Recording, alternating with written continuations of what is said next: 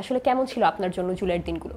বাসা থেকে পালিয়ে থাকতে হয়েছে অনেকদিন। সালমান মুক্তাদির হওয়া এত সহজ না। রাজনীতিতে আসছেন কিনা? আমি রাজনীতির মধ্যেই আছি। কিসের চাপ? কে চাপ দিবে? জুলাইকে কিন্তু আমি নিয়ে অলরেডি আসছি আমার কাজে। কোনো সংস্থা এসে আপনাকে তুলে নিয়ে যাবে না। দর্শক, আজ আমাদের সঙ্গে আছেন এমন একজন অতিথি যিনি তার শিল্প দিয়ে শুধু গল্প না, বাস্তবতাও বলেন। জুলাই আন্দোলনের দিনগুলোতে যখন অনেকেই ছিলেন নিশ্চুপ, তখন তিনি ছিলেন সক্রিয়, ছিলেন দৃঢ়। রাজপথ থেকে অনলাইন সবখানেই ছিল তার সরব উপস্থিতি। আজ আমাদের সঙ্গে আছেন নির্মাতা মাবরুর রশিদ বান্না। শুনবো তার কথা, জানবো ভবিষ্যতের ভাবনা আর প্রত্যাশার কথা। ভাই, কেমন আছেন? আলহামদুলিল্লাহ, ভালো আছি। জুলাইয়ের স্মৃতিচারণ দিয়ে শুরু করতে চাই। আসলে কেমন ছিল আপনার জন্য জুলাইয়ের দিনগুলো? প্রথমেই আমি স্মরণ করছি সেই মানুষগুলোর কথা, যে মানুষগুলোর জীবনের বিনিময়ে এবং অনেক রক্তের বিনিময়ে যে মানুষগুলো রক্ত দিয়েছেন, আহত হয়েছেন, পঙ্গু হয়েছেন, সেই মানুষগুলোর কথা। তাদের কারণেই আজকে আমরা কথা বলতে পারছি, বাক স্বাধীনতা প্র্যাকটিস করতে পারছি, মনের কথা বলতে পারছি, ব্যাক স্পেস চাপতে হচ্ছে না, অনেক ক্ষেত্রে সেন্সর করতে হচ্ছে না, অনেক কথা বলেও বলতে পারছি না, এরকম হচ্ছে না। সো সেই জন্য সবার আগে তাদেরকে ধন্যবাদ। এই স্যাক্রিফাইস আমরা জনজাতি হিসেবে সবসময় মনে রাখি, আমার কাছে এটাই সবচেয়ে গুরুত্বপূর্ণ মনে হয়। আর জুলাইয়ের স্মৃতি আসলে অনেক কিছুই আছে বলার মতো, কিন্তু আমি সবসময় যেটা বললাম যে আমি ব্যক্তিগতভাবে এমনভাবে কথা বলতে কখনোই চাই না। আমি সবসময় এটা সচেতনভাবে করে এসেছি, যেটা মনে হয় আমার ক্রেডিট নিতে চাই। কারণ আমাদের এখানে ক্রেডিটবাজদের খুব আনাগোনা দেখা যাচ্ছে ইদানিং, যে সে কী করেছে না করেছে। আমি আসলে একটু শুরু থেকে যেতে চাই, শুধু জুলাইকে না। আমি আসলে বলবো যে আমি ঠিক কোন সময়টা সবচেয়ে বেশি নাড়া খেলাম ভেতরে, সেটা আমি বলবো পিলখানায় হত্যাকাণ্ড, বিডিআর হত্যাকাণ্ডের ওই সময়টা আমার মনে আছে স্পষ্ট। যে সেই সময়টা আমাদের বীর সেনানীদেরকে বা আমাদের অফিসারদেরকে কীভাবে একটা ভিনদেশি চক্রান্তে হত্যা করা হয়েছিল এবং সরকারি মদদে স্পন্সার্ড। ওইখান থেকেই তো শুরু। আপনি যদি ফ্যাসিস্ট হয়ে ওঠা, তার পরবর্তীতে আপনি যদি দেখেন যে এই যে শাহবাগের যে আন্দোলন, যেভাবে তারা করেছে, অনেক নিরীহ মানুষকে তারা, আমি বলবো না সবাই নিরীহ, সেটা আমি বলবো না, কিন্তু আমি এইটা বলবো অনেক নিরীহ সেখানে আক্রান্ত হয়েছিল। সেটা কে কীভাবে, সুখরঞ্জন বালির কথা আমরা জানি যে কীভাবে সেই মানুষটাকে দিয়ে মিথ্যা একটা মানে কাজ করানোর চেষ্টা করা ছিল, তাকে পরে পাওয়া গেল পাশের দেশে। এরকম তো অনেকগুলো ঘটনা আছে, আসলে বলতে গেলে অনেক কথা বলতে, প্রত্যেকটা ইভেন্টের আলাদা আলাদা আলাদা আলাপ আছে। সেই সময় বাচ্চাদের, স্কুলের বাচ্চাদেরকে তারা মেরেছে, তারা হত্যা করেছে, গুলি করেছে, অন্ধ করেছে স্কুলের বাচ্চাদেরকে। সেই ঘটনা। তারপরে আসলো কোন ঘটনা? তারপরে আসলো আবার কোটা আন্দোলন 2018-তে। সেই সময় কীভাবে দমন করা হয়েছে। তারপরে আসলো 2024। তো আমি যদি বড় ইভেন্টগুলোর কথা বলছি, এর ভেতরে মাঝখানে কিন্তু অনেকগুলো ছোট ইভেন্ট আছে, অনেক ঘটনা আছে। আমি যদি বলি যে আমাদের দেশের রাজনৈতিক যে দলগুলো গত 16-17 বছরে তারা অনেকগুলো আন্দোলন করার চেষ্টা করেছে, তাদেরকে প্রচণ্ডভাবে বাজেভাবে দমন করা হয়েছে। এই সরকারি সংস্থাগুলো যাদেরকে আইন শৃঙ্খলা যাদের রক্ষা করার কথা, যারা দেশের নিরাপত্তা করার কথা, তারা কি করেছে? তারা নির্বিচারে মানুষকে খুন করেছে, গুম করেছে। তারপরে তো আসলে 2024 জুলাই মাস। তো এটা তো আসলে আমি মনে করি যে আল্লাহর একটা বিশেষ রহমত বা নেয়ামত নেমে আসছে জাতির উপরে অনেক বছর পর, যেটা আসলে মুসলিমরা অনেকদিন কাঁদলে যেটা হয়, আমার কাছে মনে হয়েছে সেটাই হয়েছে। এবং সেই জুলাইয়ের আমার স্মৃতি কথা হচ্ছে এটাই যে অনেক বিনিদ্র রজনী ওই সময়টা গেল এবং অনেক কান্না, অনেক কষ্ট, অনেক ক্ষোভ। এখান থেকে প্রতিদিন শুনতে পারতাম যে পাশেই এয়ারপোর্ট আছে, পুরনো এয়ারপোর্ট থেকে প্রতিদিন হেলিকপ্টার উঠতো এবং সেই হেলিকপ্টার আমি দেখতাম ছাদে, আমার বারান্দাতে দেখা যেত, এবং ছাদে নির্বিচারে গুলি করছে। তারা নিশ্চয়ই গরম পানি মেরেছিল বা ঠান্ডা পানি মেরেছিল, তাই না? সেরকমই তো কথা ছিল শেখ হাসিনার। আপনি দেখেন, এই যে গোপীর কথা ভুলে গেলে তো হবে না। তো একদম একটা ছোট্ট বাচ্চা থেকে শুরু করে একদম একজন বৃদ্ধ, এবং মাঝখানে একটা বিশাল ইয়াং জেনারেশন, যাদেরকে আমরা বলি জেনজি, একটা আন্ডারস্ট্যান্ডিংয়ের জন্য। জেনজি বা মিলেনিয়ান যারাই হোক, আমাদের এই পুরো ফাইটটার মধ্যে কিন্তু এই জেনারেশন দুটো সবচেয়ে বেশি কন্ট্রিবিউট করেছে। অবশ্যই জেনজির ভূমিকা সবচেয়ে বেশি, এটা নিয়ে কোনো কথা হবে না, এটা নো ডাউট অ্যাবাউট দ্যাট। এই টাইমটা আসলে আমার দেখা খুবই কষ্টের সময় ছিল, এবং আমি সবসময় একটা আয়াত পড়তাম, আমি সবসময় বলি, সেটা হচ্ছে যে ভেঙে পড়ো না, নিরাশ হও না, সাহায্য আসবেই, মনে রেখো আল্লাহ সাহায্য অতি নিকটে। আমাকে অনেক ইন্সপায়ার করতো ওই সময়টা, যে আমি আসলে কিভাবে এই টাইমটা কাটাবো। তো জুলাই আসলে আমাদের সবার জন্যই একদম ধর্ম মত সবকিছু নির্বিশেষে সবার জন্য কষ্টদায়ক, কারণ যখন নির্বিচারে মানুষ মারা যায় এর থেকে বেশি বেদনাদায়ক কিছু হতে পারে না। স্মৃতির আলাপটা আসলে করতে চাই না আমি খুব কম, সেটা হচ্ছে যে এখানে আসলে অনেক রক্তের আলাপ, তো জীবন গিয়েছে মানুষের, পরিচিত অনেকেই শহীদ হয়েছেন, নাকি আহত হয়েছেন। এই আলাপটা অন্য কোনো দিন থাক না হয় আমি একটু কম করে বলতে চাই, যেন জুলাইয়ের আলাপ স্মৃতি আমি সবসময় একটু কঠিন। আমার বাসা থেকে পালিয়ে থাকতে হয়েছে অনেকদিন। এই পালিয়ে থাকাটা কেন? থ্রেট ছিল, একটা বিশাল থ্রেট ছিল। ওই যে বললাম, মানে কথাটা এমনভাবে বলতে চাই না যে যাতে মনে হয় যে আর এই কথাটা আমি যেখানেই বলতে চাই ইমোশনাল হয়ে যায়, আসলে অনেক বেশি কঠিন হয়ে যায় নিজেকে ঠেকানো। আমাকে অনেক জিজ্ঞাসা করে আপনার আওয়ামী লীগের উপর রাগ কেন, বা শেখ হাসিনার উপর রাগ কেন। রাগ এই জন্য যে তারা নির্বিচার মানুষ মেরেছে, এবং মানুষ মেরে তাদের মধ্যে কোনো ধরনের কোনো রিগ্রেট নাই। তারা বলে আমরা ভুল করেছি, তারা ঠিক। জাতিসংঘের রিপোর্ট অনুযায়ী তারা তো কথা কথায় প্রমাণ চায়, তো ইন্টারন্যাশনালি জাতিসংঘের ইউএনের যে রিপোর্ট সে হচ্ছে 1400 মানুষ কমপক্ষে, কথাটাকে কমপক্ষে তারা হত্যা করেছে, 1400টা প্রাণ কেটেছে, 30,000-এর উপর মানুষকে আহত করেছে, পঙ্গু করেছে অগণিত, 500 সামথিং, আমি যদি ভুল না করে থাকি, সামথিং 500 কিছু বেশি নাম্বারস অন্ধ করেছে চিরজীবনের জন্য। মানুষ জীবনে চোখে দেখবে না। খুব টাফ টাইম। মানে এই জুলাইকে নিয়ে আসলে কথা বলতে গেলে অনেকগুলো অ্যাঙ্গেলে বলতে হবে, কোনো অ্যাঙ্গেলকে আপনি ফেলে দিতে পারবেন না। প্রবাসীদের আলাপটা আনতে হবে, যে তারা ওখানে থেকে যখন আমরা অন্ধকারে, ইন্টারনেট নাই আমাদের দেশে, তখন তারা কেমন কীরকম ছিল, তাদের কষ্টের দিনগুলো কীভাবে কেটেছে, তারা তাদের পরিবারের সাথে যোগাযোগ করতে পারছে না, তার হয়তো ভাইটা আন্দোলনে, বোনটা আন্দোলনে আছে, সেই প্রবাসী ভাইটা আসলে কেমন ছিলেন, প্রবাসী বোনটা আসলে কেমন ছিলেন, তাদের পরিবারগুলো কেমন ছিল।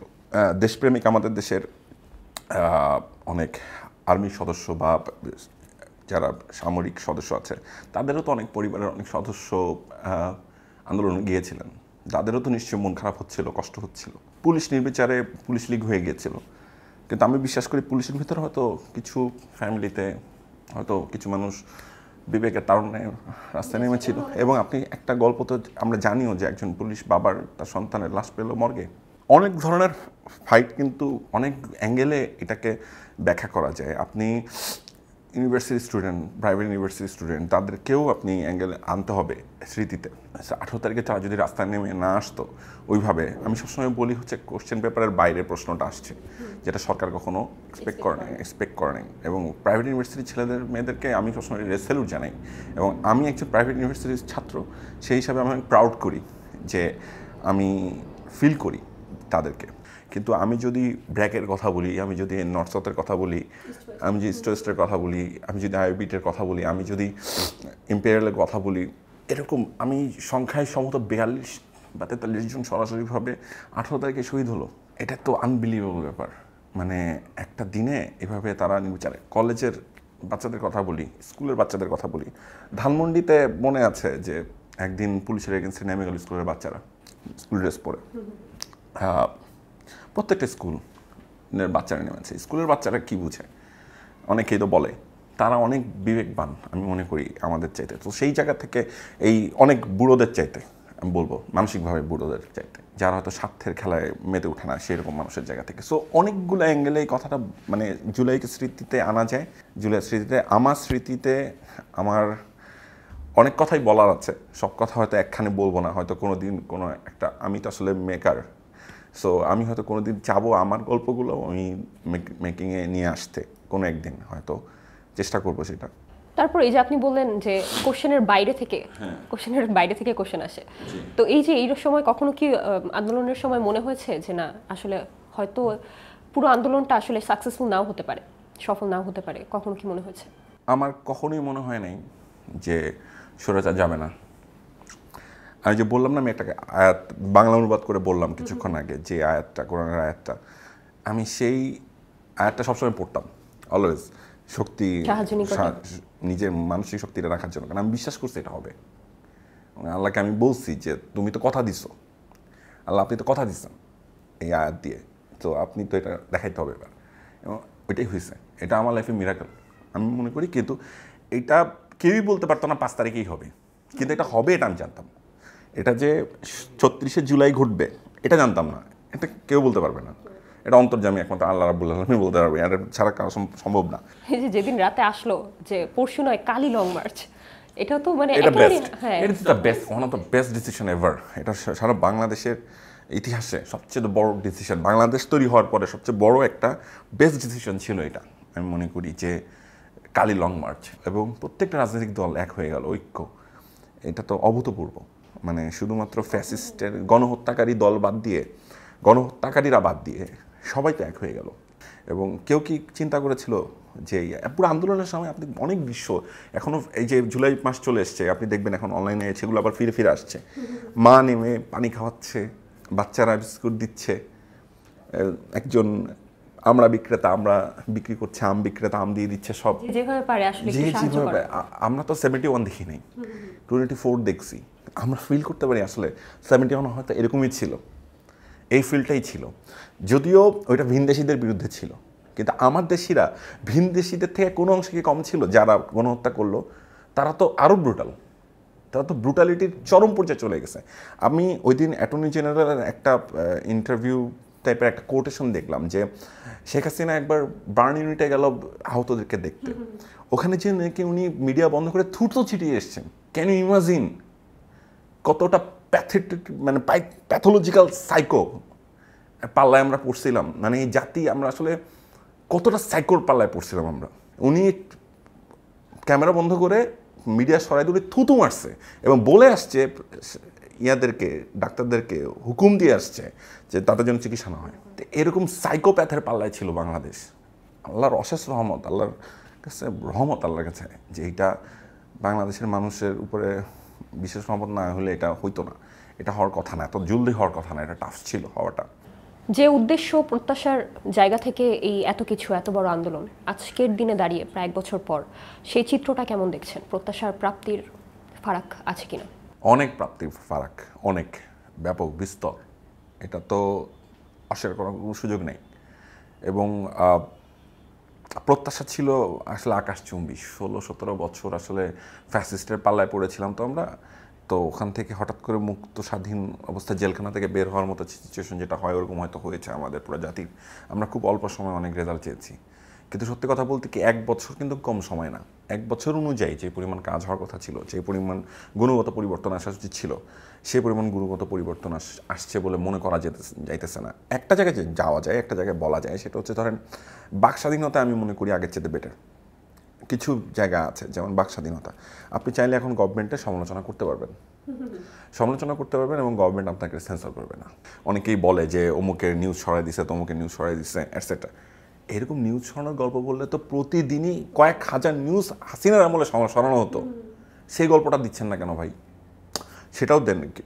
কতটা গুণগত পরিবর্তন আসছে। আমি বাক স্বাধীনতার কথা সবার আগে বললাম যে আমি এখন স্বাধীন মতো অনেক কথা আমি সেন্সর ছাড়া বলতে পারছি, এটা অনেক বড় ব্যাপার। এখনও যে সেন্সর করছি না তাও কিন্তু না, সেন্সর করছি।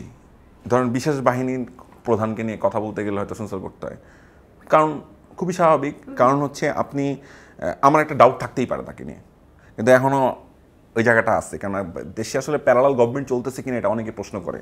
আমি কয়েকটা ইন্টারভিউতে দেখছিলাম, অনেকে বলতেছে দেশে কি প্যারালাল গভর্নমেন্ট চলতেছে কিনা কোনো, ঠিক আছে। সো সেই প্রশ্নগুলো আমাদের আস্তে আস্তে সামনে আনতে হবে আমার মনে হয়, এবং সেই সচেতনতা জেনজির আছে, এই নিউ জেনারেশনের আছে। একটা জিনিস সবাই বুঝে গেছে, সেটা কি জানেন? সেটা হচ্ছে যে আপনি অন্যায় করে সহজে পার পাবেন না। এবং আবার রাস্তা, এরা এই যে জেনারেশনের রক্তে, যে 18-23 ছেলেগুলো তো ছোট ছিল, স্কুলে ওরা মার খেয়েছিল ওই যে আন্দোলনে, ওরা ইউনিভার্সিটিতে উঠে কিন্তু হাসিনার নামাইছে, ঠিক আছে, কলেজে। ওরা কিন্তু সেই জেনারেশনটা, এই সেম জেনারেশনটা ভয়ঙ্কর। আপনি যেই হন না কেন, আপনি এদের সাথে পারবেন না। 5ই অগস্ট 36 জুলাই সেদিনই ঘোষণা দিয়েছিলেন যে আপনি জুলাই ভিত্তিক একটা চলচ্চিত্র নির্মাণ করবেন, এবং এরপর আপনার বেশ কিছু কাজ দেখলাম আমরা। নাস্তা এসেছে, তারপর লাঞ্চ এসেছে, দুটোরই ব্যাপক জনপ্রিয়তা, নাস্তার বেশি, বেশ একটা ফ্যান বেস ক্রিয়েট হয়েছে। এই যে জুলাই ভিত্তিক এই নির্মাণগুলো করা, এগুলোর জন্য কি আপনাকে কোনো চাপের মুখে পড়তে হয়েছে কিনা? বা কিসের চাপ? কে চাপ দিবে? চাপ তো একখানেই, সে হচ্ছে ধরেন ভাইয়েরা আমার পালায় যাওয়ার পরে শুধু অনলাইনে কিবোর্ড নিয়ে বসছে আর মোবাইল নিয়ে বসছে আর গালি ক্লাস করে। জুলাইকে কিন্তু আমি নিয়ে অলরেডি আসছি আমার কাজে, কিন্তু আমি ব্যাপকভাবে আনতে পারতেছি না। কারণ হচ্ছে খুব দুঃখে ভারাক্রান্ত মন নিয়ে জানাচ্ছি, আমাদের স্পন্সরের ব্যাপক অভাব আমি বোধ করি। আমি তো ব্যক্তিগত ক্যাপাসিটিতে বানাচ্ছি। আমার একজন প্রডিউসার আছে KS বিজয় নামে, উনি আমাকে এই দুইটা প্রডিউস করে দিয়েছেন। কিন্তু এরকম প্রডিউসার আমি আর পাচ্ছি না যারা আমাকে এই হেল্পটা করবে, যে ভাই আমি বানান। যারা বৈধতা উৎপাদন করছে গণহত্যাকারী 16 বছর থেকে গুম খুন করার, সেই কালচারাল ফ্যাসিস্টদেরকে আচ্ছা, কাজ দিচ্ছে। এই ভন্ডামি বা এই হিপোক্রেসিটা আসলে কেন? এটা কি মনে হয় আপনার? এটার কারণটা কি? কারণ তারা ভেতরে ফ্যাসিস্ট, তার কারণ তারা ভেতরে ওইটাই, মানুষটাই ওইটা। 16 বছর ধরে যে সমানে আকাম হয়েছে, সমানে অত্যাচার হয়েছে, সমানে গুম হয়েছে, খুন হয়েছে, তখন আপনাদের মুখ দিয়ে কোনো শব্দ বের হয় নাই। তখন আপনারা একটা ইনডাইরেক্টলি একটা কবিতা লিখে, ইনডাইরেক্টলি একটা কথা লিখেও প্রতিবাদ করেন নাই। আমি ডিরেক্ট পারলেন না, কারণ আপনি প্রচণ্ড অত্যাচারী ক্ষমতায় ছিল, আমি বুঝতেছি। কিন্তু আপনি তো ইনডাইরেক্টলি করতে পারতেন। আমি তো করছি রে ভাই। আমার জুলাইয়ের প্রোফাইল, আমার ইয়াতে 2009 সাল থেকে আমার প্রোফাইল চেক করেন। আমার ফেসবুক অনেক আগের, ঠিক আছে। আমাকে ফেসবুক ভেরিফাই করছে 2016 সালে, এটাও বলে দিলাম। ফেসবুক সব হয়ে করছে, ঠিক আছে। সো 2009 সাল থেকে আমার প্রোফাইলে চেক করেন। আমি পিলখানা হত্যাকাণ্ডের বিচারের দাবি জানাইছি। আমি মানে আমি ওই সময় সবচেয়ে অ্যাক্টিভ ছিলাম আমার অনলাইনে। তখন আমার অনেক ফলোয়ার ছিল না, কিন্তু আমি করছি, আমি বলে গেছি, কথা বলে গেছি। 57-74-এর ঘটনা। এই যে হুজুরদেরকে আপনারা গালিগালাজ করেন, ভাই এদের সামনে পিছনে দাঁড়ায় নামাজটা পড়েন। আপনার জানা যান এই মানুষটাই পড়ায়, অসম্মান করেন কেন এই মানুষগুলোকে আপনারা? এরা সবসময় পিছিয়ে। এই যে মাদ্রাসার, আমি মাদ্রাসার কথাই একটু বলতে হবে, যে মাদ্রাসার যে স্টুডেন্টসরা, তাদের যে ক্রেডিটটা ছিল, এই যে টিচাররা, তাদের যে ক্রেডিট ছিল, সেটা তো আপনি ফেলে দিতে পারবেন না। তারা কি বাইরের সমাজের কেউ, অন্য দেশের কেউ? তাদেরকে নিয়ে আসতেছেন না কেন? তাদেরকে মেইন স্ট্রিমে ঢুকাচ্ছেন না কেন আপনারা? এই যে প্রতিটা টাইমলাইন দেখেন, যতগুলো আন্দোলনের কথা আমি শুরু থেকে বলে আসতেছি, প্রতিটা টাইমলাইনে আমার প্রতিবাদ ছিল। কেলা কেলা ছবি তুলছেন, আপনি কীভাবে কেলান ভাই? আপনি যে কেলা কেলা ছবিটা তুললেন, কোন ক্যালকুলেশন আপনি কেলাইলেন ভাই? কোন তো আমার মাথায় এখন ঢুকে না। এতটাই বেলজ্জ, বেশরম। এখন কি করবে জানেন? এটা টেকনিক। এখন এটাও আমি দেখাবো ইনশাল্লাহ ডিনারে। আমি একটু অন্যভাবে আমি একটু প্ল্যান করতেছি, আমি বলে দিই কনটেক্সট। আমি ডিনারে এই জিনিসটা করতে চাই, সেটা হচ্ছে যে এটার সাথে সাইকোলজিক্যাল খেলাটা কি, যে দর্শককে আপনি কিভাবে সাইকোলজিক্যালি ন্যারেটিভ ক্রিয়েট করতে হয়, কিভাবে এটা এটা এটা কীভাবে করতো তারা, এই সেম ফর্মুলা। আরেকটা বড় আলাপ আছে, সেটা হচ্ছে যে এজেন্সিসগুলো, যারা সিআরআই যেমন, সেই লোকগুলো কই? গাউসুল আজম শাওনের মতো লোকগুলো কোথায়? সে আলাপটা দেন না কেন আপনারা? কত % কাজ করছে তারা? সব পালাই গেল। এখন তার সাকিব খানের সাথে ছবি করে। আমার প্রিয় নায়ক কিন্তু উনি। আমার কিন্তু খারাপ লাগে রে ভাই দেখতে। উনার পাশে উনারা খাড়া করে দিতেছেন, আপনারা হালাল করে ফেলতেছেন। হয়তো সে সরাসরিভাবে খুনি না, কিন্তু খুনের বৈধতা উৎপাদন করছে, সেটা কোশ্চেন করছেন, মাপ চাওয়াইছেন? সে কি যথেষ্ট পরিমাণ? আমরা অনেকেই জানি যে অনেক মন্ত্রীর ভাইরা, ভাইপো বিভিন্ন ধরনের আলাপ শুনি আত্মীয় স্বজনের, যে তারা নাকি সেই সম্পর্কে জড়িত। তো সেই আলাপগুলো কি আসছে পাবলিক স্পেয়ারে? পাবলিকে জানতে হবে জনগণের। তো আমি জানি সম্পর্কগুলো, আসলে আমি হয়তো এখন বলতেছি না, দর্শকের কাছে হিংস দিয়ে যাচ্ছি। তো সেগুলোও আসা শুরু হবে আস্তে আস্তে। এই যে মাত্র কথা বলতে বলতে আমরা একটা প্রশ্নের মাঝখানে একটা এটা যে নেটটা দেখতেছিলাম, একজন লিখছে, একটা কথা বলি শুন, ঠিক আছে, পৃথিবী গোল, তোর সাথে কোথাও না কোথাও দেখা, তোর কোথাও না কোথাও দেখা পাবো, ঠিক আছে, বাকিটা দেখে নিস, এরকম টাইপের কিছু একটা থ্রেড দিছে, সে আমাকে লিখছে। তো এরকম থ্রেড ধরেন আমার কাছে প্রতিদিনই কয়েক শো আসে। হ্যাঁ, তো এগুলাকে আমি যেটা করি, ছ্যাপ মেরে ব্লক করি। সবসময় বিশ্বাস রাখবেন মনে, আমি সবসময় একটা কথা বিশ্বাস করি, রাখে আল্লাহ মারেকে, ঠিক আছে। মানে হাসিনা যে যাবে, এটা আল্লাহর গজব, স্ট্রেট আওয়ে, কোনো কথা নেই। সো এগুলো ভয় পাবেন না আপনারা। প্রথমত মিডিয়ার ভাইদেরকে বলতেছি আগে, হ্যাঁ, যারা বললো যে আপনাকে অনেকে ছেড়ে দিতে চায়, কথা বলতে চায় না, এটা সেটা, কেন কথা বলবেন না? আপনি এটা আদায় করছেন না? আপনি যদি জুলাইয়ের পক্ষে শক্তি হন, সাধারণ মানুষের লোকটা হন, মানুষটা হন, তাহলে আপনি কেন কথা বলবেন না? আপনি কেন কথা বন্ধ করে দিবেন? কে আপনাকে না করছে? সালমান মুক্তাদির হওয়া এত সহজ না। জুলাইয়ের সময় এই ছেলেটা যেটা করছে, সারা জীবনের জন্য আমার রেসপেক্ট আর্ন করছে। একটা তহিদ আফ্রিদি হওয়া কিন্তু সহজ, এটাও মনে রাখতে হবে। চাচ্চু আঙ্কেল, আমি কিন্তু আমার ইয়াতে দেখাইছি, আমার ডিনারে দেখাইছি, ইয়াতে লাঞ্চে দেখাইছি কন্টেন্ট। আমি নাম ধরেই বললাম। কেন বলতেছি? কারণ হচ্ছে জনগণ জানে, আমার বলার দরকার নাই, মানুষই লেখে। ওই যে ছবিটা এখনও মানুষের মনে আছে, কিন্তু যে শেখ হাসিনার সাথে আশেপাশে সবগুলো ইনফ্লুয়েন্সাররা এক হয়ে ভিডিও দেখা করতে গেছে তার সাথে। তারা লেজিটিমেট করতে গেছে। ভাই তোমরা কি বোঝো না যে তোমরা একটা গণহত্যাকারী গুম করা একটা মহিলাকে তোমরা লেজিটিমেসি দিতেছো, তোমরা বৈধতা দিতেছো। সালমান মুক্তাদির গেল না কেন এখানে? আমি দুইটা নাম বলছি তো না, সালমান মুক্তাদির গেল না কেন? সালমান মুক্তাদির কি টাকা কম দরকার ছিল? সে চেনে না টাকা? একটা বিষয় আমি বলতেছি না যে ও সব কাজ যা করে সবকে আমি সমর্থন করি, কিন্তু আমি এই ছেলেটাকে আমি রেসপেক্ট করি। আমি সেই রেসপেক্টটা তো ওই আফ্রিদিকেও করতে পারতাম, আমার তো কোনো আপত্তি ছিল না। তো আমার শত্রু না রে ভাই, ওকে আমার ডিরেক্ট শত্রু বা আমার ব্যক্তিগত কোনো শত্রুতা আছে ওর সাথে? নো। কিন্তু করতে পারলাম না, কারণ তুমি তো শাস্ত্র করছো কারে? ডিবির হারুন রে। তুমি এটা ফ্লেক্স করছো মানুষের সামনে, ফ্লেক্স করছো, দেখো আমার কথা পাওয়ার। আমাদের মিডিয়ার অনেক সেলিব্রিটি তো ফ্লেক্স করছে। এখানে খুব গুরুত্বপূর্ণ একটা কথা আমি বলে ফেলতে চাই, আমার কাছে অত্যন্ত গুরুত্বপূর্ণ লাগে। আজকে আমি মাহবুব রশিদ বান্না, আমার সৃষ্টিকর্তার ইচ্ছা, আমার আল্লাহর ইচ্ছা। তো মাটিতে তো দর্শক মানুষ, যখন মানুষ বিপদে, তখন যদি আপনি মানুষের বিপদে কথা বলতে না পারেন, মানুষ যখন মরছে, মানুষ যখন গুম হয়ে যাচ্ছে, মানুষ যখন বিপদে আছে, যেই মানুষগুলো আপনাকে বানাইলো সেলিব্রিটি, আপনি তাদের পক্ষে যদি কথা না বলতে পারেন, আপনি হয়তো অনেক ক্ষেত্রে বলতে পারলেন না, কিন্তু কিছু ক্ষেত্রে বলতেন। তাও তো নিজেকে বোঝানো যেত যে আমি অনেক ক্ষেত্রে বলতে পারি না, প্রতিবাদ করতে পারি না। এদের মধ্যে অনেকে অনেক জনহিতকার কাজও আমরা করছে, অনলাইনে দেখায় হোক না দেখায় হোক, যেভাবে হোক করছে, জনহিতকার কাজ তো করছে। কিন্তু মানুষ যখন বিপদে পড়ছে তখন কি আপনারা ছিলেন তাদের পাশে? এই সরকার দ্বারা, ওই যে ফ্যাসিস্টকে দ্বারা যখন তারা বিপদে ছিল, ছাত্রলীগের মার খাচ্ছিল, আওয়ামী লীগের মার খাচ্ছিল, গুলি খাচ্ছিল, মাথার মগজ পড়ে যাচ্ছিল, বের হয়ে যাচ্ছিল, চোখ অন্ধ হয়ে যাচ্ছিল, ছড়রা গুলি খাচ্ছিল, তোমার তো এরা তো তোমার সাবস্ক্রাইবার রে ভাই, তাদের পক্ষে তুমি কথা বলবো না? অন্যায় যেই করুক, সেটা যদি আমার প্রিয় দল হয়, রাজনৈতিক দল হয়, আমি এটার বিপক্ষে কথা বলবো না? নাহলে আমি কিসের বিবেকবান শিল্পী হইলাম? আমি কোন আর্টিস্ট? তাহলে ঘোড়ার ডিম, আমি তো কোনো লাভ নাই আমার এটা। আজকে আমার ফেভারিট, আমার প্রিয় কোন একটা রাজনৈতিক দল, আমি যে দলটাকে সাপোর্ট করি, পছন্দ করি, বা যাদেরকে আমি ভোট দিব, তারা কালকে একটা অন্যায়, একটা ফ্যাসিস্টের রূপ ধারণ করছে। দেখেন, মার্ক মাই ওয়ার্ড, আমি কথা বলবো তাদের বিরুদ্ধে, কারণ মাথা বেচা দিই নাই কারোর কাছে। আমি ফিল করি হচ্ছে এই মানুষগুলো যখন বিপদে থাকবে, সেই মানুষের পক্ষে আপনার সেলিব্রিটি হিসেবে দায়িত্ব তাদের পাশে দাঁড়ানো, তাদেরকে নিয়ে কথা বলা। এই জন্য আমি একটা নাম বললাম, সালমান মুক্তাদির। এরকম রাহাত শান্তনু আছে একজন সিঙ্গার, যার কথা আমি বলতে পারি সারাটা জীবন শুধু ফাইট করে গেল।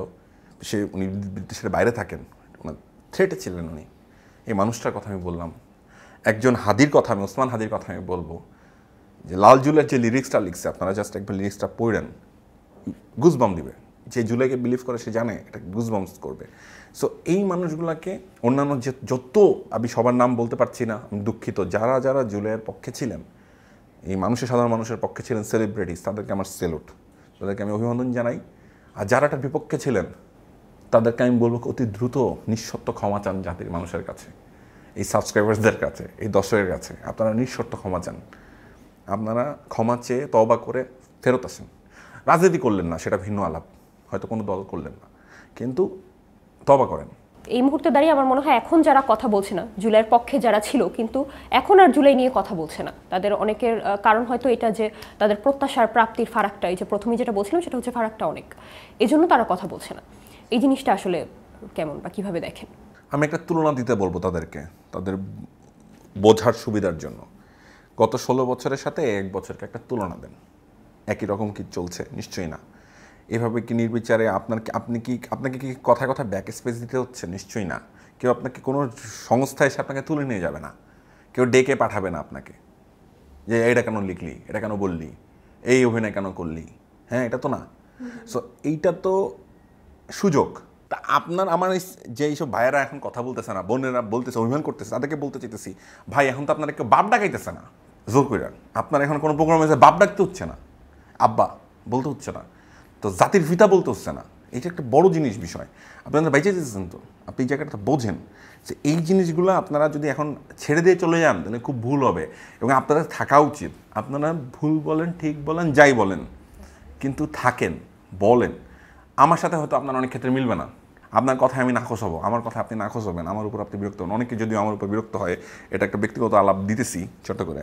অনেকেই প্রশ্ন করে, আমি প্রশ্নটা এখানেই এই জায়গাটা বলতে চাই, সেটা হচ্ছে যে অনেকে বলে বান্নাগুলো কী করতেছে। আমি শুনি অনেক মেকআপ রুমে অনেক আলোচনা হয় যে আমি কি করতেছি, ও রাজনীতি করলেই পারে, এই করলেই পারে, সেই করলেই পারে, ও এটা করে না কেন, এটা করে না। আমি খুব একটা কথা বলি, আজকে আমি যে অবস্থানে তৈরি করছি সেই অবস্থানটা তৈরি করছি একমাত্র আমার সৃষ্টিকর্তার ইচ্ছা এবং দর্শকদের ভালোবাসায়। হ্যাঁ, আমি কারো খাইও না, আমি কারো পড়িও না। আমার অ্যাক্টিভিজম, আমার কাজ সম্পূর্ণই আমার ব্যক্তিগত বিষয়। আমি যদি আজকে না খেয়ে থাকি, কেউ এসে আমাকে খাওয়াবে না। আমি যদি আজকে কষ্টে থাকি, কেউ এসে আমার মাথায় হাত বোলাবে না, আমি জানি। আমার মাথায় কে হাত বোলাবে সেটাও আমি জানি। আমার বাবা মা, আমার মা নাই, ইন্তেকাল করছেন, আমার বাবাই আমার পাশে থাকবেন, আমার ভাইটাই আমার পাশে থাকবে। আমার খুব ওয়েল উইশার যারা আমার কাছের গণ্ডি, ছোট্ট একটা গণ্ডির মানুষ, তারাই হয়তো আমার কাছে থাকবে। কারা কারা থাকবে আমি জানি। আপনাদের এত কনসার্ন হওয়ার দরকার নেই আমার নিয়ে। আমি যেটা আল্লাহর রহমতে আমি সেই কাজটা ঠিক করতেছি। আমি যে জিনিস সবচেয়ে বেশি বোধ করি সেটা হচ্ছে মানুষের ভালোবাসা। আমি মানুষের ভালোবাসাটা যে পরিমাণ পাই, আপনারা যদি দেখেন আপনাদের অনেক হিংসা হবে রে ভাই। আমার শেষ প্রশ্ন এটাই, আপনার মেকআপ রুমের নিন্দুকদের মতো, যে আপনি আসলে রাজনীতিতে আসছেন কিনা, আসলে কবে আসছেন? আচ্ছা, আমি রাজনীতির মধ্যেই আছি। Let me be very clear to you all. জুলাই এমন একটা সময় গেল, এটা আমাকে ইনডাইরেক্টলি আমাকে রাজনীতিতে ঢুকায় ফেলছে। আমি এখন একজন রাজনৈতিক জীব, প্রতিটা মানুষই রাজনৈতিক জীব, আমিও রাজনীতিক, এবং আমি একটু বেশি হয়েছি এখন। কারণ হচ্ছে আমি ফিল করি আমার প্রতিটা পোস্টই এখন আপনারা দেখেন, আমার কাজের পোস্টের চাইতে সংখ্যায় আমার পলিটিক্যাল পোস্টই বেশি।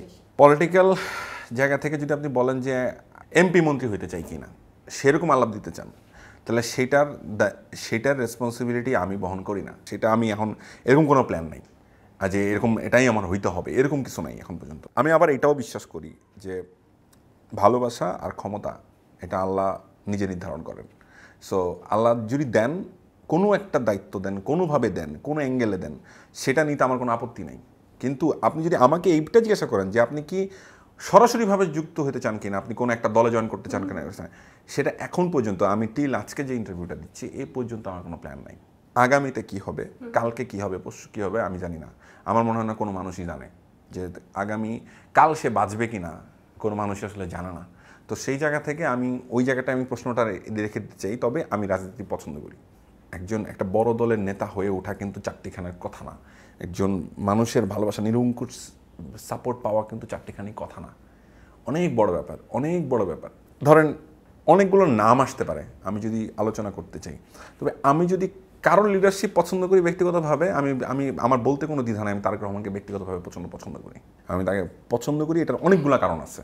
এটার অন্যতম বড় কারণ, উনি হচ্ছেন সেই ব্যক্তিটা যিনি সবার আগে গুম হয়েছিলেন। মানে তাকে কিন্তু ধরে নিয়ে যাওয়া হয়েছে। গুম বলতে আমি বলছি তাকে নির্যাতন করা হয়েছে, আয়না ঘরের প্রথম অতিথি। একদম, এটা কিন্তু সত্যি কথা, আপনারা দেখেন এটা ইতিহাস এটা। এবং কি পরিমাণ অমানবিক নির্যাতনে মানুষটার উপর দিয়ে গেছে। তার মাকে জেলে রাখা হয়েছে বছরের পর বছর, অসুস্থ মা। তিনি নির্বাসনে, তার ভাইটা নির্যাতিত হয়েছে।